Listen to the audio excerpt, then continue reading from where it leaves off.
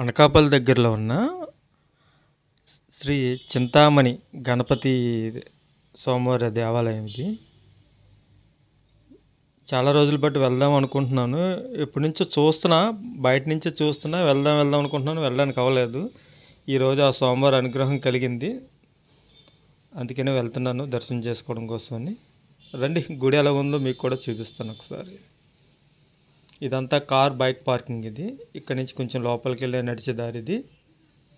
ఇలా నడుచుకుంటూ కొంచెం ముందుకెళ్తే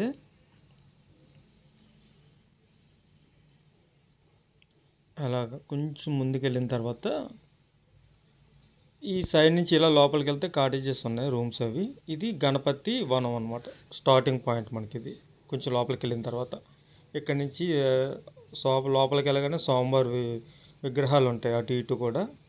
మొత్తం గ్రీనరీ, చాలా మనం ఎక్కడో మన ఈ సిటీ దగ్గరలో ఉన్న ఫీలింగ్ మనకు అసలు కలగదు. ఎక్కడో లాంగ్గా పచ్చని వాతావరణంలో ఉన్న ఫీలింగ్ మనకు కలుగుతుంది. చూడండి ఎంత అందంగా ఉందో గుడి. చాలా క్లీన్ అండ్ గ్రీన్గా కూడా ఉంది.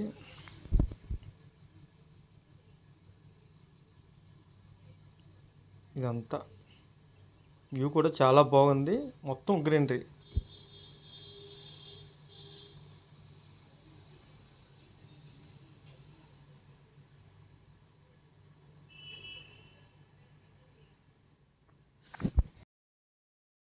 లోపలికి వచ్చిన తర్వాత ఇదే స్వామివారి ఆలయం చూడండి.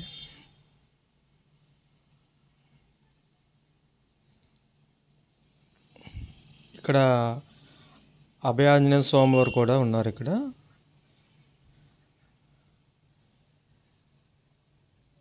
ఇది పూర్ణ ఫలదీక్ష అని చెప్పేసి మనం ఏమైనా అనుకుంటే, మనం ఏదైనా నిష్టగా ఏదైనా అనుకుంటే అది జరుగుతాయి ఇక్కడ.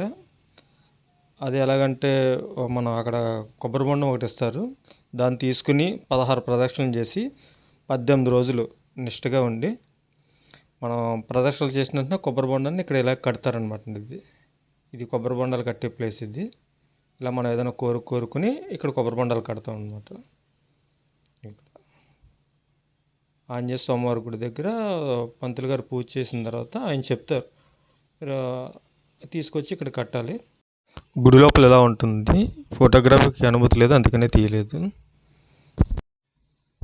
దర్శనం చేసుకుని బయటికి రాగానే మనకి ఇటు పక్కగా వెళ్తే నక్షత్రవనం అని చెప్పేసి చాలా బాగుంది. మారేడు చెట్టు చూడండి. ఇలాగెళ్తే మన నక్షత్ర ప్రకారం, రాసుల ప్రకారం ఏ చెట్టు ఉండాలో ఆ చెట్లన్నీ కూడా ఇక్కడ ఉన్నాయన్నమాట. ఈ లైన్గా మొత్తం చూడండి. మొత్తం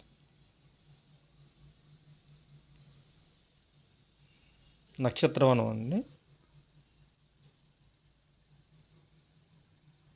ఈరోజు ఇక్కడ సుబ్రహ్మణ్య స్వామి షష్ఠి కదండి. సుబ్రహ్మణ్య స్వామి విగ్రహ ప్రతిష్ఠ కూడా ఈరోజే జరిగింది.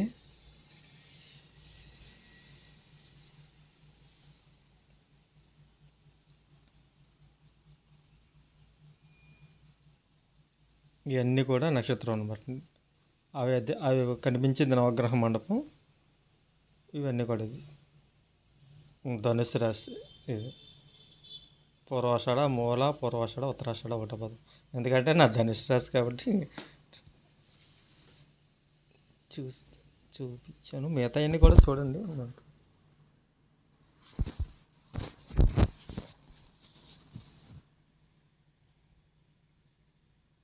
నేను ఎలాగ వచ్చాం కదని చెప్పి ప్రదక్షిణ చేసేస్తుంది.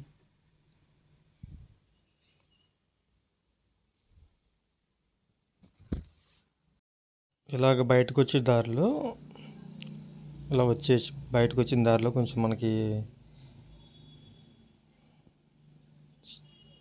ఇలా బయటకు వచ్చిన తర్వాత ఇలాగా రైట్ సైడ్లో మనకి ఇలా గోవులు కనిపించాయి. గోవు కనిపిస్తే నాకు ఎక్కడున్నా సరే అర్జెంట్ గోవు దగ్గరికి వెళ్ళిపోవాలి. నాకు ఆవులంటే చాలా ఇష్టం. ఇలా గోమాత దర్శనం అయిపోయింది, దండం పెట్టేసుకున్నా.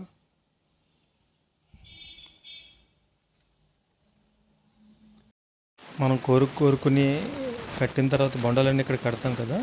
కట్టిన తర్వాత 18 days మన దీక్ష కంప్లీట్ అయిపోగానే మళ్ళీ ఇక్కడికి వస్తే ఆ కొబ్బరి బొండం నుంచి కొబ్బరికాయ తీసి మనకి ఇస్తారన్నమాట. చాలామందికి అనుకున్న అవే అన్నారు. మీరు కూడా ఒకసారి ట్రై చేసి చూడండి. దర్శనం బాగా జరిగింది సోమవారం. మీరు కూడా వీలు చూసుకుని ఒకసారి సోమవారం దర్శించుకోండి.